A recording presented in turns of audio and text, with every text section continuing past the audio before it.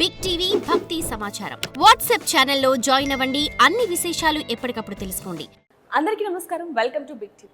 ఎన్నో ఆధ్యాత్మిక ప్రశ్నలకు సమాధానం చెప్పడానికి ఇప్పుడు మనతో పాటు హరికృష్ణ ఆచార్యులు గారు మనతో పాటు వారితో మాట్లాడదాం. నమస్కారం గురుగారు. నమస్తే అమ్మా. గురుగారు, మాఘమాసం మొదలు కాబోతుంది. మరి ఈ 30 రోజులు కూడా అసలు ఏ విధంగా ఉండాలి, చేయవలసిన పనులు, అదేవిధంగా చేయకూడని పనులు ఏంటంటే అసలు?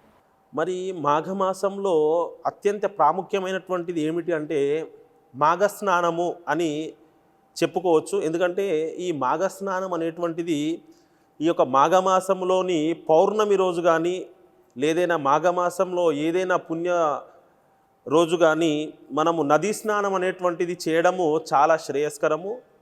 మనకు ఇప్పుడు ఉన్న ఈ యొక్క సమాజంలో నదులు అనేటువంటివి చాలా తగ్గిపోయాయి. అసలు నదులు అనేటువంటివి మన హైదరాబాద్ పట్టణంలోని ఎక్కడ లేవు. కాబట్టి ఉదయాన్నే లేచి ఇంట్లో స్నానము ప్రాతకాలమునే సూర్యోదయమునకే పూర్వమే లేచి స్నానాలను యథాప్రకారం నిర్వర్తించుకోవచ్చు. అలా చేసిన మనకు ఆరోగ్యము అలాంటివి లేదా ఏదైనా చెడు దుష్ఫలితాలు కూడా దూరమయ్యే అవకాశము ప్రభావం కూడా ఉంటుంది. గురుగారు, మాఘమాసం మొదలు అలాగే చివరు ఈ రెండు కూడా కొన్ని ప్రత్యేకమైన రోజులు, పండగలు కూడా వస్తూ ఉంటాయి. వాటి ప్రాముఖ్యత గురించి చెప్పండి. అంటే ఇప్పుడు మాఘమాసం అనేటువంటిది ఇప్పుడు మనకు సంక్రాంతి తర్వాత వచ్చే అమావాస్య తర్వాత మాఘమాసము మనకు ప్రారంభమవుతుంది. ఈ యొక్క మాఘమాసంలోనే రథసప్తమి అనేటువంటిది చాలా ప్రాముఖ్యమైన రోజు. ఎందుకంటే సూర్య భగవానుడు దక్షిణాయనము నుండి ఉత్తరాయణమునకు సంచరించేటువంటి రోజు ఆ రోజు ప్రారంభమవుతుంది. కాబట్టి ప్రతి ఒక్కరు కూడా ఈ మాఘమాసంలో మాఘస్నానము అనేటువంటిది చాలా పవిత్రము. తద్వారా వచ్చేటువంటి ఫలితాలు కూడా అమోఘంగానే ఉంటాయి. మరి తరువాత భీష్మాష్టమి, భీష్మ ఏకాదశి అలాంటి పండుగలు కూడా మనము ఈ భీష్మ ఏకాదశి అనేటువంటి యావత్ భారత ప్రజలందరూ కూడా చేసుకోదగిన పుణ్య కార్యక్రమాలు. భీష్మునికి ఎవరైనా కూడా ప్రతి ఒక్కరు కూడా భీష్మ తర్పణాలు వదలడము అనేటువంటిది చాలా మంచిది.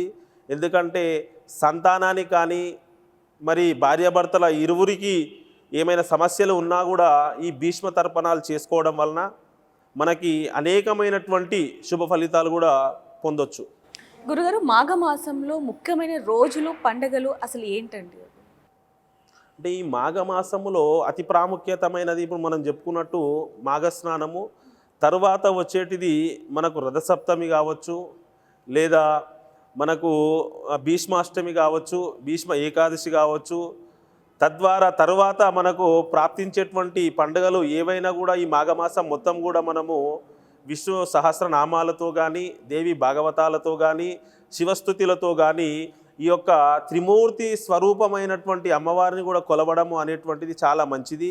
ఇలాంటి పండుగలు మనము ఈ మాఘమాసము 30 రోజులు కూడా మనకు పండుగ లాంటిదే. ఈ మాఘమాసంలో భీష్ముడు మనకు ప్రబోధించినటువంటి విష్ణు సహస్రనామాలను మనము ఉదయాన్నే లేచి తలార స్నానం చేసుకొని 108 సార్లు జపించినచో మనకు మంచి ఫలితాలు వచ్చే అవకాశం కూడా ఉంటుంది.